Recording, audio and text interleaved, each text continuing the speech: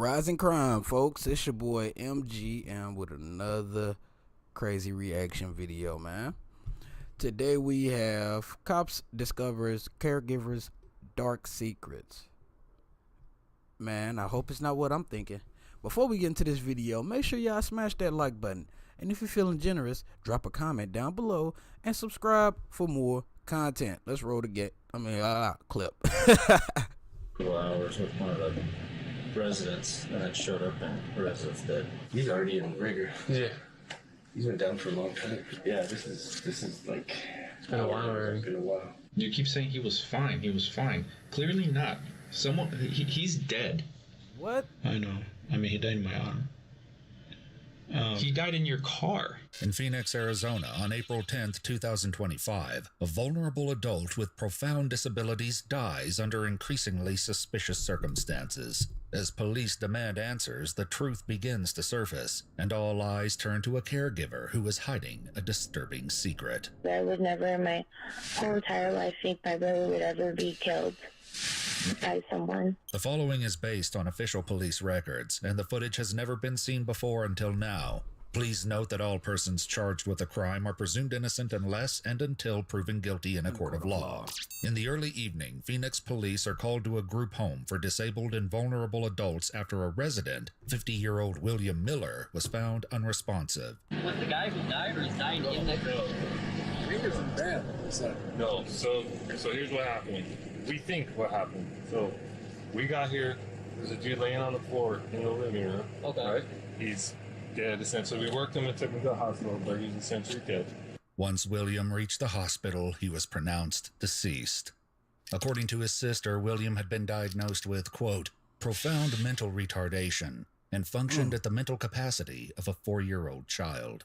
He's childlike. He loves Christmas and opening presents. He likes, playing with his WWE toys. He's just a true kid in his body. I would never in my whole entire life think my brother would ever be killed by someone. Unable to perform even simple tasks such as tying his shoes or bathing himself, William required a dedicated caregiver. Police turned to the program supervisor, 36-year-old Nuru Nyankuru, for answers. What happened with our guy who got transported to the hospital? We did pick him up from the DTA, their program, and then he was in a van. He didn't want to get out of the van. Okay. So we had to take him out of the van. Okay.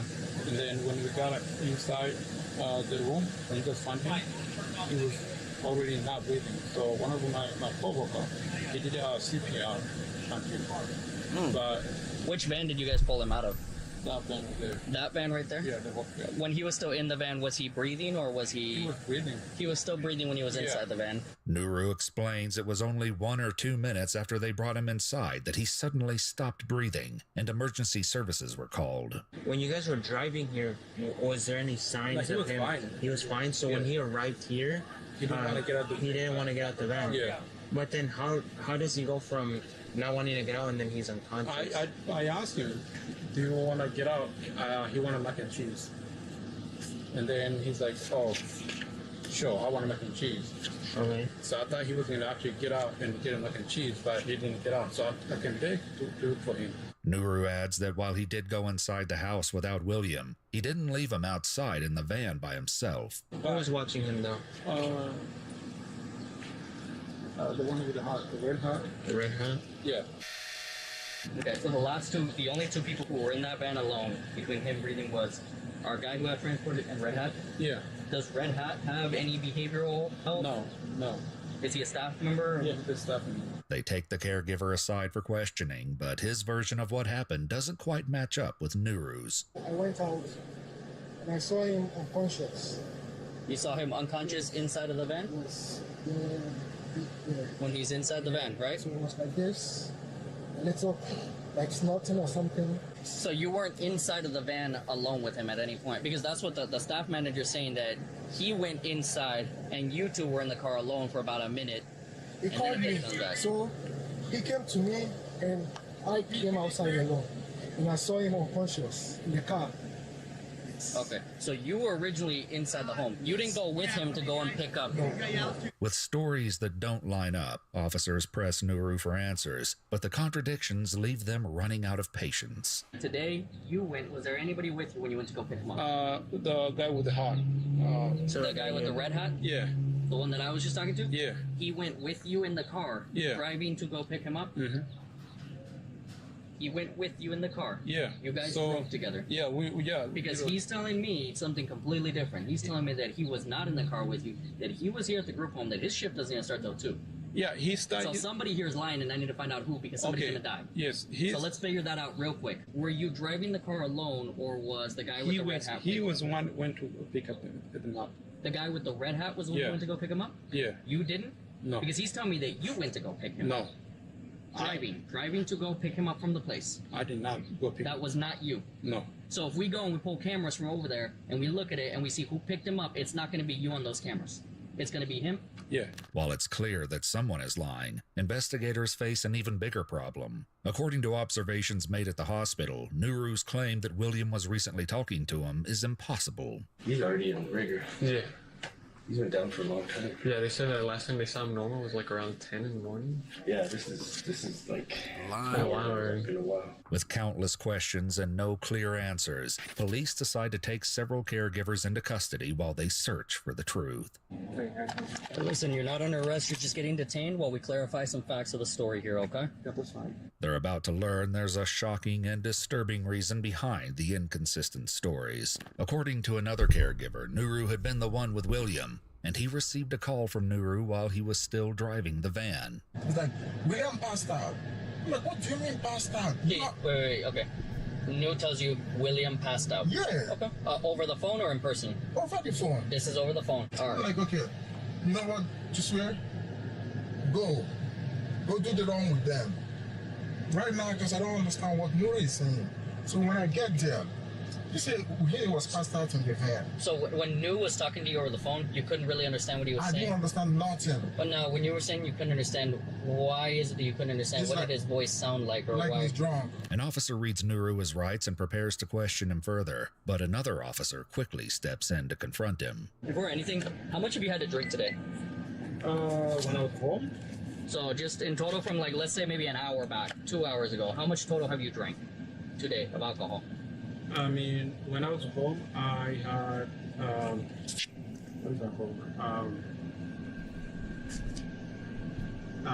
Royal Palm. What? Oh, Royal Palm? Yeah. Okay, the whiskey? Yeah. So you drank Royal Palm whiskey, how much? I mean, it was half of it when I was at home. Half of the bottle? Yeah. How big of a bottle? Are we talking the full-size bottle, a shot? What are we talking? Just the shot. The shot, so you drank half of that? Yeah. Okay. How long ago was that? When did you drink that? That was like 1 a.m. 1 a.m.? Yeah. Okay. Why am I still smelling alcohol from your body right now? I did not brush my teeth. I would not be smelling that much alcohol off you if you had just drank half a shot over 12 hours ago. Right. Almost 24 hours ago. Don't lie. So just be honest with me. How much did you drink when? I mean, half the bottle. Half the shot bottle? So, like, Are you talking like the pint? The full-size bottle? half of it. Half of the pint. Yeah.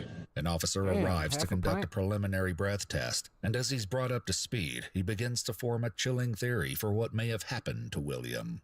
He disappeared for several hours with one of the residents, and then showed up and residents dead. Oh, dead. Yeah. Well, they brought him aside, tried to do CPR, and transported him dead. I left him in that car.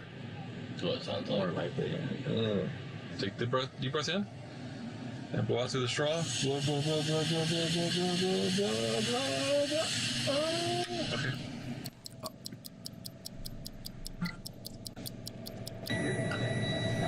267.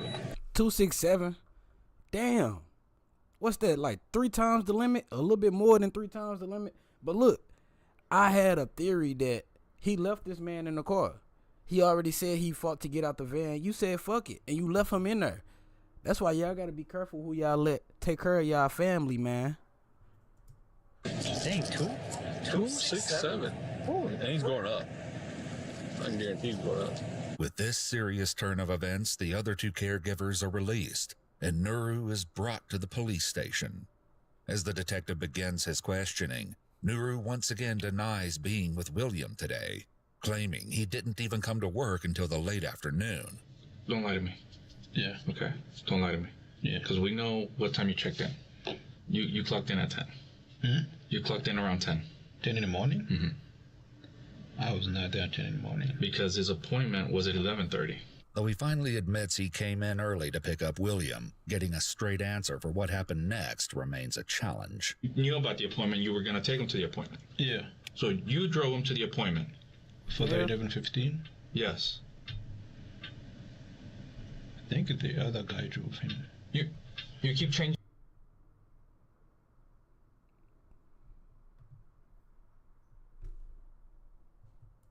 I don't know what's going on. your answer, man. Yes, I did. Okay, so why is that so hard to say? I just don't remember all that stuff. So you checked in around 10. Yeah. Then what?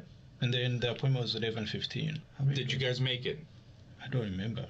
How do you not remember if you went in or not? Did you even go to this appointment? I don't think I did. Nuru claims that he canceled William's doctor's appointment and instead dropped him off at his day program, but even this will turn out to be a lie. Let me ask you something. Were you already drunk? Yeah. What time did you start drinking? At 10. Remember I told you around the 10. No, No, you said did not 1. tell me around 10. That's when I went to borrow the bottle. While Nuru says he began drinking that morning because of an argument with an ex-girlfriend, multiple co-workers shared this isn't the first time he's shown up to work intoxicated. How often would you see him under the influence? Yeah, so Once a week. I've mentioned it to my bosses and my coworkers. So all my coworkers know that he's the one with the drinking problem, and it's crazy. According to police records, the area director admitted to being aware of the rumors, but there was never enough information to substantiate the allegations or take action. Everybody minds their business here. Man to man, they just come get their bag and mind their business. That's what leaves a little gap for people to do a little weird stuff. You feel me? Like, if he was to drink, there was some type of gap for that because we all mind our business. You feel me? Because William never showed up for his doctor's appointment or his day program, investigators are now left questioning where he's been all day. Eventually, Nuru admits that after he picked up William, he brought him back to his own apartment where he simply watched television. So why take him to your apartment? It just, as I said, I was just trying to get the drink, and I know I could have done it. I could not have done it at work, so it just, you know. So from noon to 1, what did you do with William? I mean, we drove around, and that's when I went to Did Fry's. you make any stops? We went to Fry's. What'd you do at Fry's? I think that's when I went to buy the drink. I think that was because I had a small one, so I want to go get another one. Oh, so you got another one? Another small one. Okay, so you got 2 small ones. Yeah. Okay. The detective next shows Nuru a photograph captured from local cameras, showing him driving around at 3:11 p.m., nearly an hour before he finally arrived back at the group home with William. Did you notice he was unresponsive before that and you freaked out and started driving around? Mm-mm. Literally, when I put up the van, that's when I started seeing like just the behavior, like his mood and like just not responsive. You do realize that he was already stiff, right? He had rigor mortis. What do you mean? So when humans die, we become stiff. He was there for hours. And he had advanced stages of that. So what time did you notice that he was unresponsive? Literally, like when he was sitting in the van. Did you? He started Did you at any point leave him alone in the car? No. If William had been left in the car without air conditioning, with outside temperatures near 100 degrees, the interior could have quickly reached deadly levels. William may not have even realized the danger he was in. What time did you notice he was unresponsive? Because I can tell you, when he got to the hospital, he was already, like I told you, stiff as a board. And that takes a while. That takes a little bit of time. I mean, he was fine.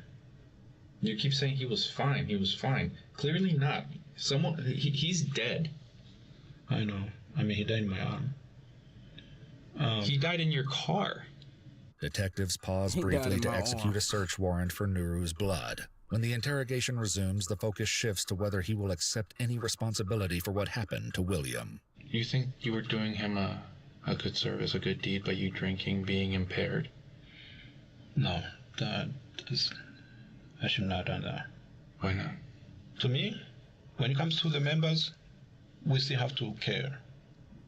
So you think you cared by you drinking? Not one bottle, but two. Yeah, I mean, as far as part That's drinking, not caring. I know. I'm saying that is not kidding. But I would not put him in danger. But you did.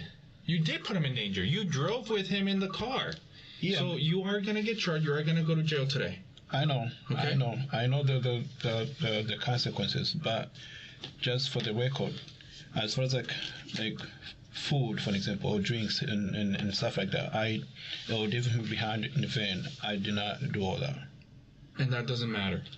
So that doesn't matter right now anymore. Yeah. You know why? Because he's dead and you're here.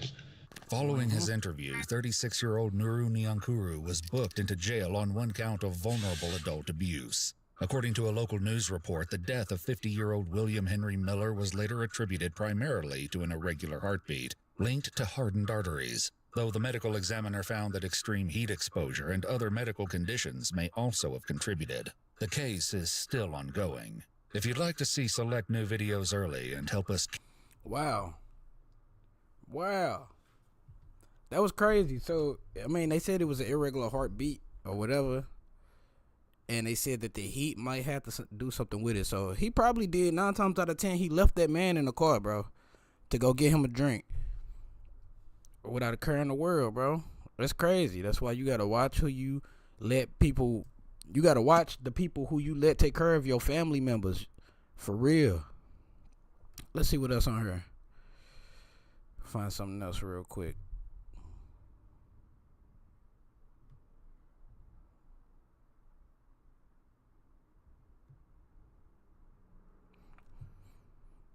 All right.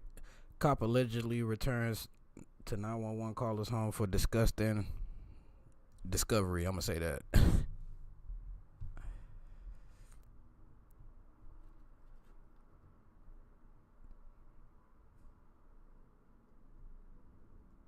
And then he was just like, I see why your baby daddy beating you up. You must got some fire head. You must got some fire. Hold on, man. Like, before we get into this, hey, it's your boy MGM with another crazy reaction video. Today we have police return to 911 caller's home for a disgusting discovery. Before we get into her, make sure y'all smash that like button. And if you're feeling generous, drop some comments and subscribe for more content. Let's roll this clip. What? He tried to make me suck his. What? I cannot get over that, bro. I'm traumatized. You a cop. You supposed to be protecting the servant. When a woman calls for help following a domestic dispute, the situation rapidly spirals into disturbing allegations of police misconduct. As an investigation gets underway, authorities are left questioning where the truth lies and if one of their own could really do the unthinkable. Got on the stand and literally lied to the judge and everything to save your.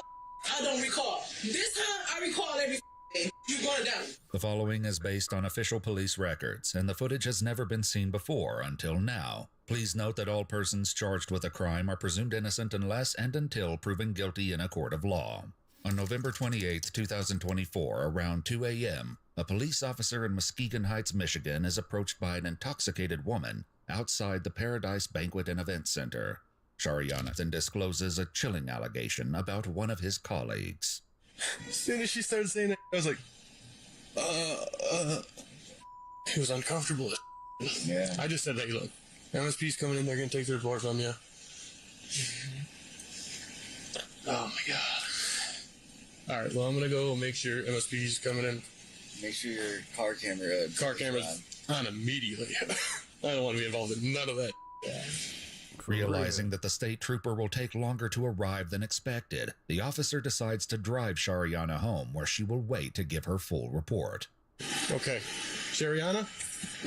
Okay, get inside safe. I'm sorry for what's happened. I hope MSP gets out here as soon as possible and they can get in contact and talk to you about everything. Michigan State Police. At 3:14 a.m., the state trooper arrives. You missed. Yes. Okay. Thank you. So, my name's Trooper Meek. I'm with the state police. So Muskegon Heights PD kind of contacted me, said that she had made a complaint about one of their officers. So they kind of gave me a little heads up about everything that was going on, but I thought I'd just come here and talk to you directly to try to figure out a little more about what's going on. I had a domestic dispute that happened a few days ago, and I don't know if it got reported or not. Okay. 8 days earlier, on November 20th, Shariana called 911 after an alleged domestic dispute with the father of one of her sons. Officer Richard Wilson was the responding officer. I knew that he was taking advantage of me being in that situation and me being vulnerable. Mm-hmm. Because he came back to my house. Okay.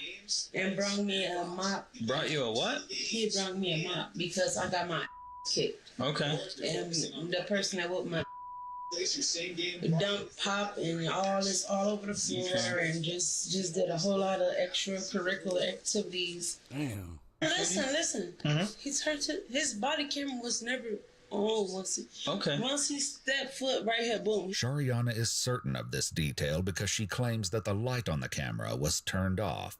He was just like, I see why your baby daddy be beating you up. You must got some fire head. You must got some fire.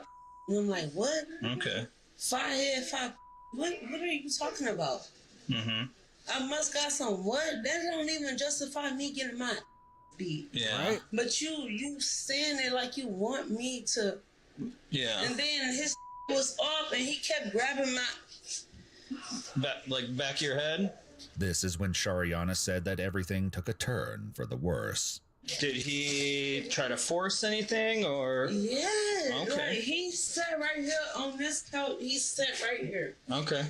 He pulled his the belt. Yeah. Yes, he took that off and he pulled it down and he was like, "Suck it." I'm like, "What?" Then what happened? I said, "I cannot do that. You're an officer." The trooper promises to immediately launch an investigation into Shariana's troubling accusations, but little does he know this will not be a straightforward inquiry. As part of the investigation, the incident that first brought Officer Richard Wilson to Shariana's door was placed under the microscope and every moment scrutinized. On November 20th, 8 days before she spoke to the state trooper, Shariana made this call to 911. Hi, I need to make a police report for domestic, and I need to report damage to my house. It just happened like 10 minutes ago. I was cleaning the blood off my head. 10 minutes later, Officer Richard Wilson arrived at Shariana's house. Yeah. Hey, girl, what's going on? You can come in. My son's dad came over here to talk to me and ripped all the screens off my house. Did all this. Put his hands on me. You did that? Yes. Snatched my hair off. Broke my TV. All this. I just moved in here. Amar Banks, the father of one of Shariana's sons, is a prison guard at the Michigan Department of Corrections, Ernest C. Brooks Correctional Facility. Shariana claims that Amar came to the house earlier that morning to pick her up in order to drop her sons off at school. I have I think I got a concussion because I got knots right here. He punched you in the head as well? Yes, it's not right here. And not right here. Right here. So far, nothing in this interaction between Shariana and Officer Wilson would raise any suspicions or hint at the accusations to come. Yet that would all change. You are looking to press charges, correct? Yeah, I don't give no. I'm not giving you no more passes. None of that. I done went to jail for you, lied, all this for you, and even got on the stand and lied for you for the last domestic. Got on the stand and literally lied to the judge and everything to save your. I don't recall. I'm saying on that. I don't recall. don't remember. I don't recall. I don't remember. I don't recall. This time, I recall everything. You going down. Shariana then makes a now ominous offhand joke about the soda she claims Amar spilled over her floor. All right. You got a mop? Sorry. Oh my gosh. Just as Officer Wilson prepares to leave, Shariana appears to have a change of heart. I don't want to send him to jail. I don't want to do all of that. I don't. Because I regretted this the first time he did this, and I didn't want to send him. I don't want to do this. Just really think about it right now, like, because I understand you love him that much, but it's not acceptable for him to keep putting his hands on you either. If you could feel this nut right here. I mean, it hurts saying that. I don't want him to go to jail. Sometimes that don't mean shit. Sometimes the state pick up the charges for domestic abuse, and no matter if you want to press charges or not, he'll be going to jail. In some states, I'm not sure how Michigan works. You feel that? No, yeah. Ooh, that hurts. See, that's what I'm saying. So, you sure you don't want to get medical attention? As they're sitting there, Officer Wilson is called to another incident taking place nearby. And so, I'm going to take this call over there. I'll come back and speak with you, and then I'm going to go make contact with him. You don't deserve it. Just understand that you don't deserve it. So don't think that way, that this is what you have to settle for. You deserve more. You deserve respect. And the sooner you start respecting yourself more, you'll realize that you don't need certain people in your life just because they're doing a little bit to help you.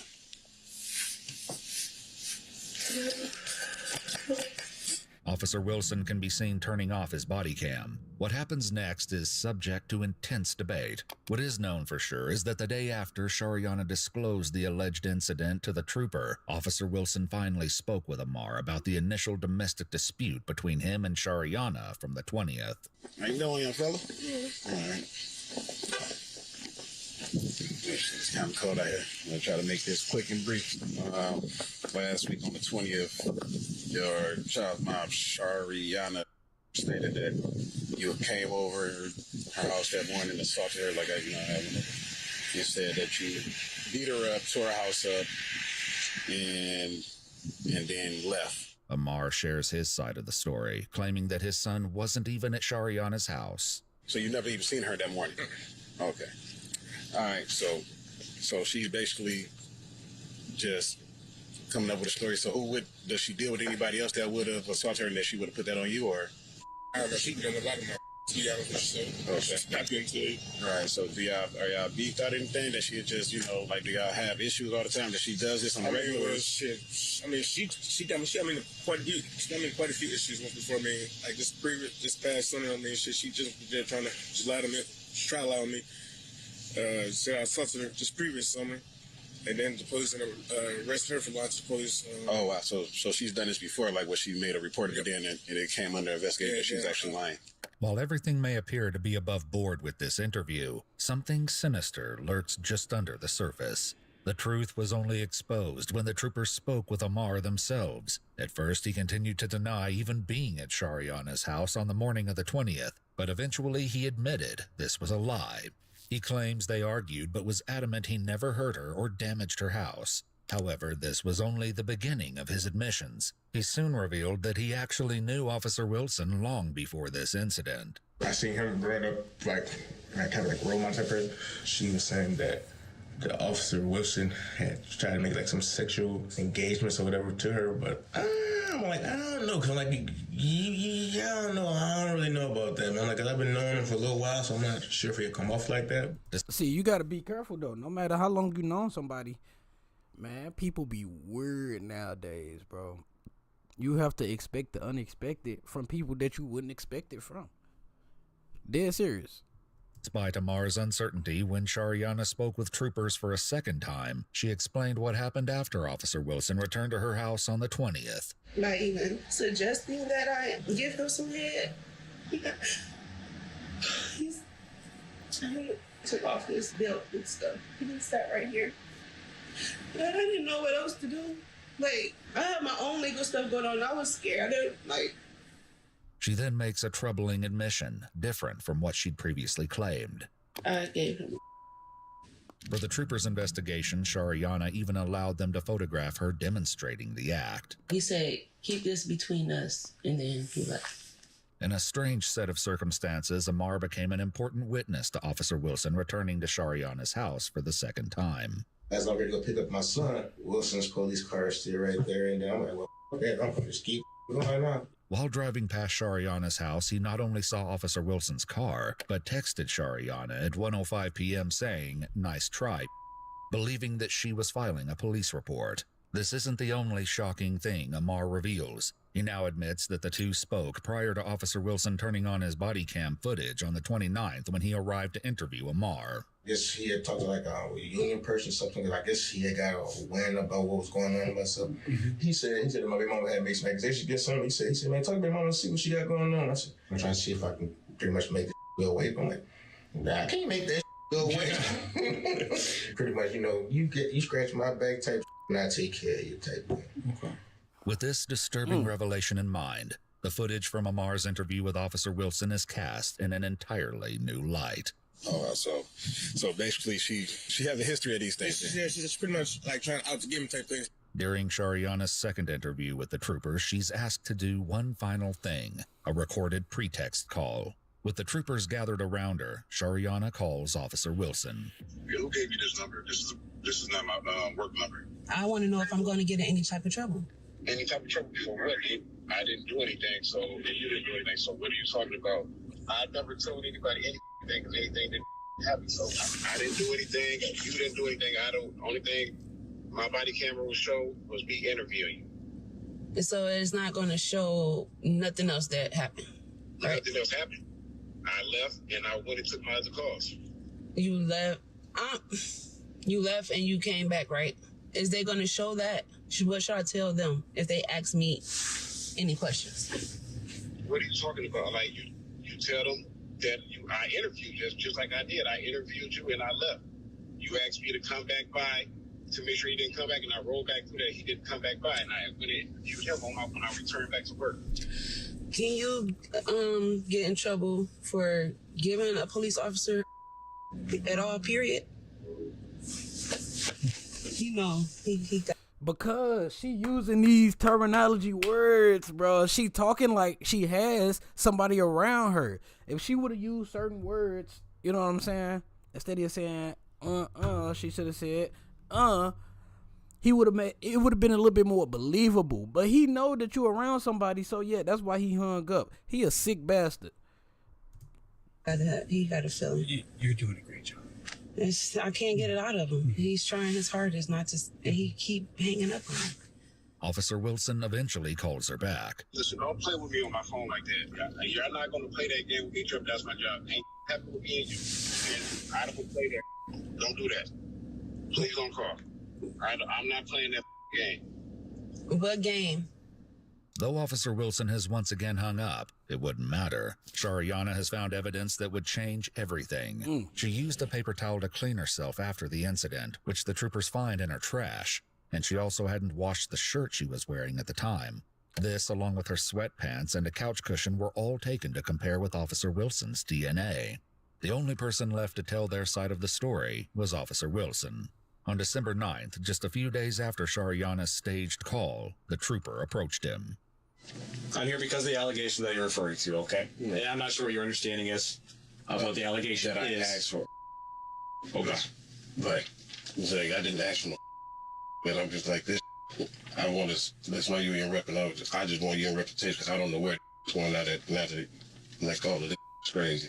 During the course of the investigation, other incidents relating to Officer Wilson were revealed. He was previously involved in an alleged domestic dispute on June 18, 2024, with the mother of 4 of his children, Shamika. She alleged that after being accused of cheating on him, Officer Wilson pinned her on the ground in the front yard and she bit his finger. Neither of them filed charges. However, on June 25th, police were called again when Shamika alleged Officer Wilson ripped out one of her braids and hit her in the mouth.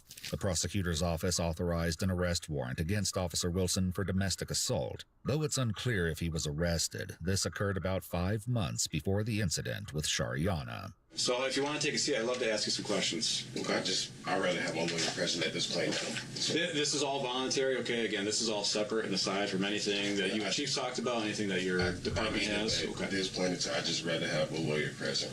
Okay. So you don't want to answer any of my questions? No, sir. Okay.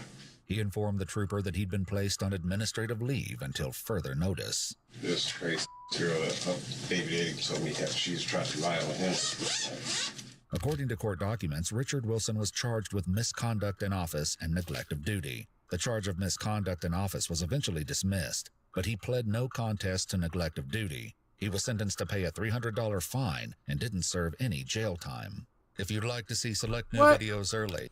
So did he lose his job? This man is still an officer? And hold on. All right, look, before we start going bashing this guy, yes, he was super unprofessional for all of that stuff that happened, but it wasn't forced, I don't think, because otherwise he would have been arrested. You know what I'm saying? It's just the fact that it happened, and she was like, you know what?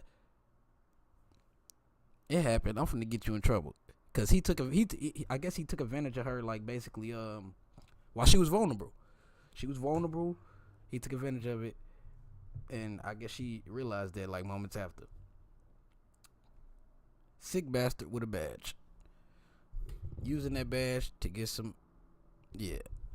But hey, if you like more footage like this, make sure you hit that subscribe button. But before you do